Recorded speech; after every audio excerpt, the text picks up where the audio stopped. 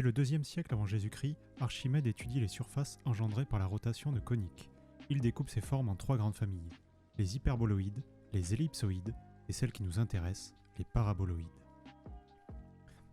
Engendré par la rotation d'une parabole autour de son axe, obtenir ce type de surface peut se faire en glissant une droite le long de 2 autres droites non coplanaires. On appelle cela une surface réglée. Fortement utilisée en architecture, on la retrouve dans les arches des cathédrales comme dans l'architecture d'Antoni Gaudí.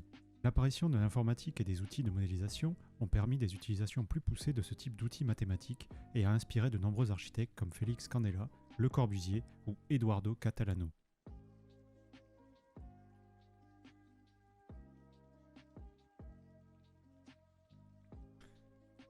Félix Candela est un architecte mexicain d'origine espagnole, né le 27 janvier 1910 à Madrid. Il a notamment dessiné le Palais des Sports des Jeux Olympiques d'été de Mexico de 1968.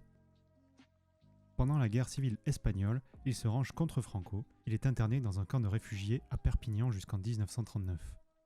Après la victoire de Franco, il s'exile au Mexique où sa carrière put rebondir. Il crée son entreprise d'architecture et il dessine alors un grand nombre de bâtiments en se spécialisant dans les coques minces en béton. En 1997, il réalise les plans de l'Océanographique à Valence et meurt en Caroline du Nord en décembre de la même année. L'aquarium de la Cité des Arts et des Sciences de Valence ouvrira en 2003. Emblématique de l'architecture de Félix Candela et des paraboloïdes hyperboliques, nous l'utiliserons comme exemple pour montrer comment modéliser ce type d'architecture sur 3 logiciels.